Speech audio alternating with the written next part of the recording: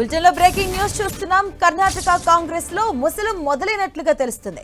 మంత్రివర్గం ఏర్పడి 3 రోజులు పూర్తి కాకుండానే ఓ మంత్రి తన పదవికి రాజీనామా చేయడం సంచలనంగా మారింది. మంత్రి పదవికి రామలింగారెడ్డి రాజీనామా చేశారు. తనకు కేటాయించిన శాఖపై అసంతృప్తిగా ఉన్న ఆయన పదవికి రాజీనామా చేశారు. తనకు ఇష్టం లేని శాఖ కేటాయించారని రామలింగారెడ్డి గుర్రుగా ఉన్నారు. ఆ శాఖలో ఉండలేనంటూ ఇవాళ రాజీనామా చేయడం జరిగింది. డీకే శివకుమార్ రామలింగారెడ్డికి ఇరిగేషన్ శాఖ కేటాయించారు. అయితే బెంగళూరు అర్బన్ శాఖ ఇవ్వాలని రామలింగారెడ్డి కోరారు. అది సాధ్యం కాకపోవడంతో మంత్రి పదవికి రాజీనామా చేశారు. అటు సిద్ధరామయ్య కేబినెట్ లో రామలింగారెడ్డి రవాణా శాఖ మంత్రిగా కూడా పనిచేశారు. ఇదే అంశానికి సంబంధించిన పూర్తి అప్డేట్స్ మా కరెస్పాండెంట్ గోపి అందిస్తారు. గోపి, కర్ణాటక మంత్రివర్గంలో అసమ్మతి మరోసారి బయటపడింది.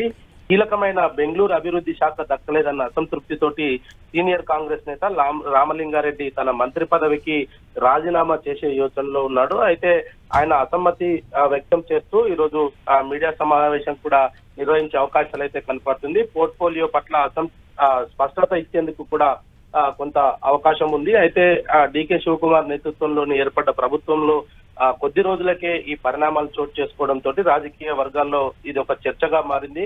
ప్రస్తుతం కేబినెట్ లో అత్యంత సీనియర్ నేతగా రామలింగారెడ్డి ఉన్నారు. 8 సార్లు ఆయన ఎమ్మెల్యేగా గెలిచారు. తనకు కేటాయించిన భారీ మధ్య తరహా నీటిపారుదల శాఖ స్వీకరించడానికి ఆయన ఇష్టం లేకనే ఈ యొక్క నిర్ణయం తీసుకున్నట్టుగా తెలుస్తుంది. అయితే బెంగళూరు అభివృద్ధి పోర్ట్ఫోలియో పైన ఆయన కొంత ఆశలు పెట్టుకున్నట్టుగా కూడా తెలుస్తుంది. దీనికి సంబంధించి ఇదివరకే ఆయన హైకమాండ్ తో కూడా ఈ యొక్క శాఖకు సంబంధించి ఆయన చర్చించినట్టుగా కూడా తెలుస్తుంది. అయితే అది ఇవ్వకుండా భారీ నీటి పారుదల శాఖ ఇవ్వడంతో ఆయన కొంత అసంతృప్తితోటి ఉన్నాడు. అయితే ఆయన కేవలం మంత్రి పదవి రాజీనామా చేసి ఎమ్మెల్యేగానే కొనసాగుతానంటూ కూడా ఆయన సన్నిహిత వర్గాలు అయితే చెప్తూ ఉన్నాయి. మరి ఇటువంటి నేపథ్యంలో ముఖ్యమంత్రి డీకే శివకుమార్ దృష్టికి కూడా ఆయన ఈ విషయాన్ని తీసుకువెళ్ళినప్పటికీ ఆశించిన ఫలితం దక్కలేదంటూ కూడా ఆయన అసహనంతో ఉన్నట్టుగా తెలుస్తోంది. అయితే అత్యంత సీనియర్ ని నేను కోరుకున్న శాఖ నాకు ఇవ్వడంలో ఇబ్బంది ఏముంది అంటూ కూడా ఆయన ఇటు అధిష్టానం పైన కొంత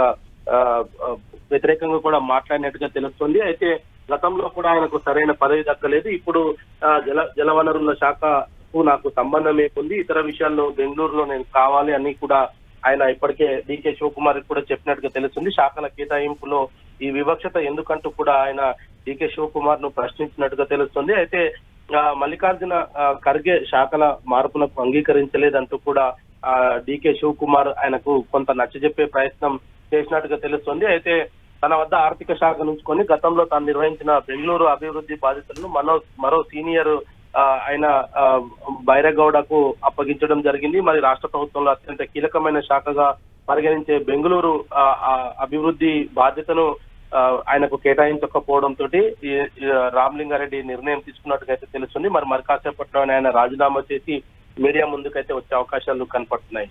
రైట్, థాంక్యూ గోపి.